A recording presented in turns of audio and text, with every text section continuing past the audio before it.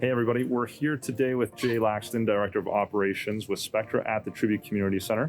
And we're just going to do a little Q&A with Jay about how to make ice. Excellent, bring it on.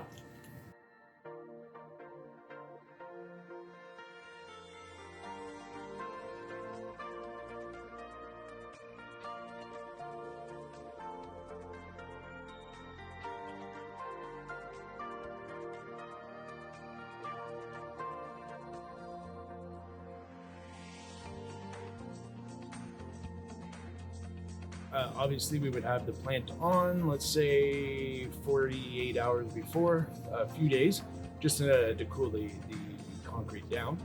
We will set a temperature of 15 degrees Fahrenheit, which is roughly minus 9, 10 Celsius. And then we will put a couple of clear coats, which is just water. We'll freeze that on. That way we create a bit of a barrier between the concrete and the paint. We will lay 3 coats of white paint down, going different directions each time, different pattern. And what that'll do is get rid of any shadow that spraying the paint does happen at times. So that'll actually get rid of it. After that, we will clear coat it again with probably 4 or 5 sprays of just clear water. And then we will template out all of our lines, circles, logos, everything will go down at that point. While we're there, we're only at about maybe a 16th of an inch. So really low, no amount of ice, barely any. And then build up for 24 to 36 hours of non-stop water, clear water for about 24 to 36 hours.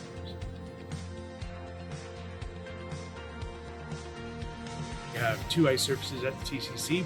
Both are NHL standard, which is 85 by 200.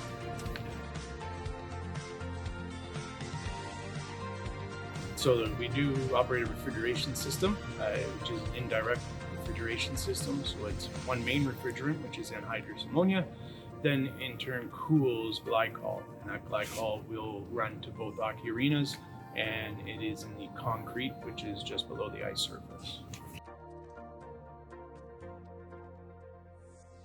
In order to get to hockey standard, which is 1.25 inches, 1.5 inches thick, it requires about 10,000 gallons worth of water. It actually rounds out to be roughly 100 full Zambonis worth of water. So there's 3 main types of ice surfaces. You could add in another one, but we'll stick with hockey, which is 1.25 inches, 1.5 inches. Hockey players tend to like it really hard, really fast. Figure skating, a little extra ice is needed due to the heavy toe picking and the safety of the skaters. So we do run it a little softer. That prevents any chipping or creating any valleys into the ice where the toe picks would come out and literally explode the ice because it's so hot. So we run it thicker and we run it warmer. And then curling is a totally different animal. It's more finesse from the ice technician standpoint.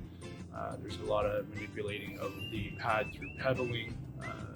Ice thickness comes into play a little bit, but it's more about that finished product with the pedaling, and everything's done by hand with curling.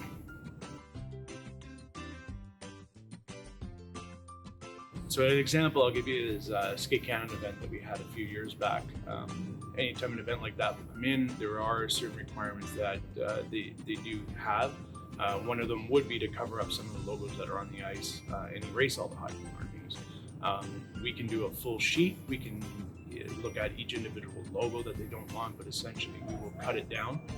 We will white it out with the white ice paint, which is standard hockey underneath.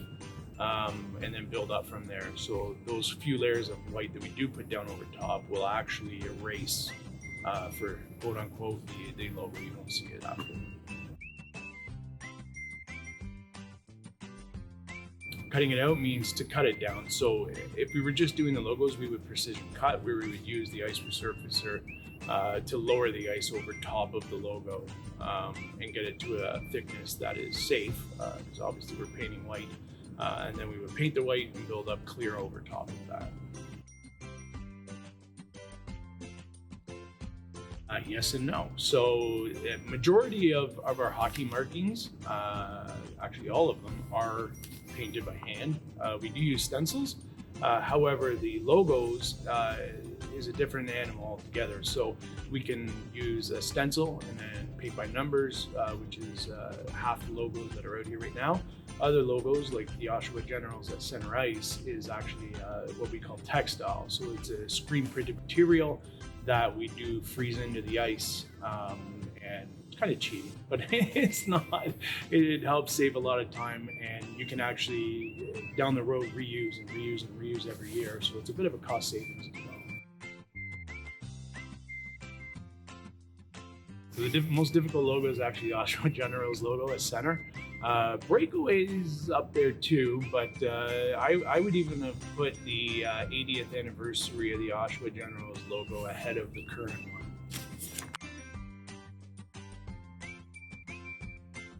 So we do not remove the ice.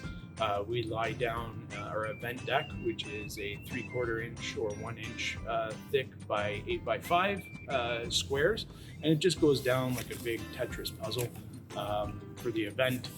We do have to operate the ice plant for the temperatures underneath. Otherwise, the plant will not shut off if it's reading the surface temperature on the top. So we do manipulate the plant a little bit, but we do just put flooring over top of the ice. So that would explain why some fans have said their feet get cold when they've got floor seats at a show. Absolutely. That ice is no further away than 1 inch from your feet underneath. And not only that, there are some cracks in the event deck, just due to older age or what have you, where you can actually see the ice underneath, but it's completely safe.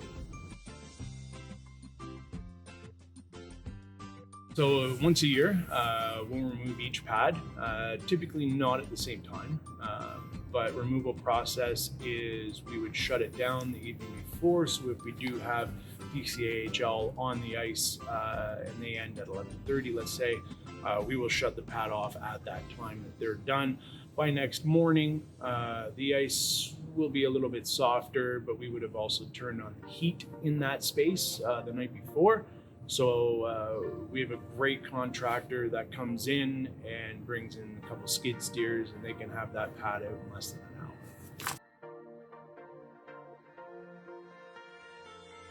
Okay, so this is actually pretty cool. The sound engineer for Our Lady Peace approached me and said, "Hey, I got an ongoing bet with a different sound engineer. I want to do this," and I approved it. And what we actually did was remove the event deck that in the section where the sound engineer would be standing, and he produced that entire show in his skates on ice for the whole concert. It was actually pretty cool.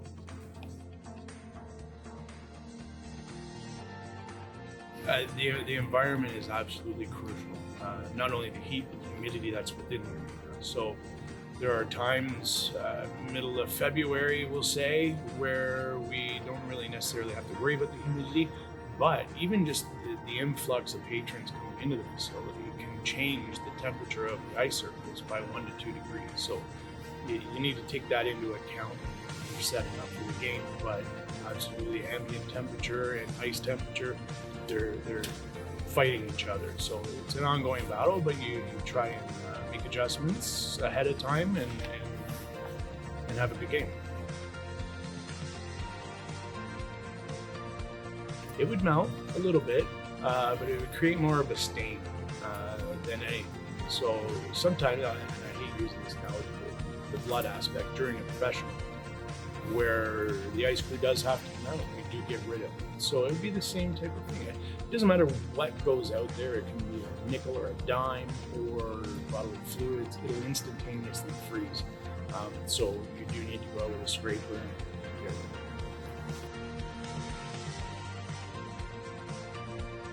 So the red line we had created through Jet Ice, and we had a couple of different designs, and I ended up going with this one. It is the General of all generals insignia in the Army. So I thought it'd be kind of a cool little play on words in the team to get that in the ice.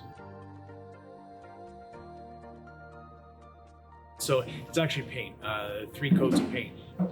The reasoning behind it is actually quite simple. It's television. So back in the day when Foster Hugh used to call the games and there was no television, the ice pad was never white. They had the lines there, but the pad itself was never white. It was gray with the color of the concrete. And when television was invented, they started to broadcast the games on Hockey Night in Canada.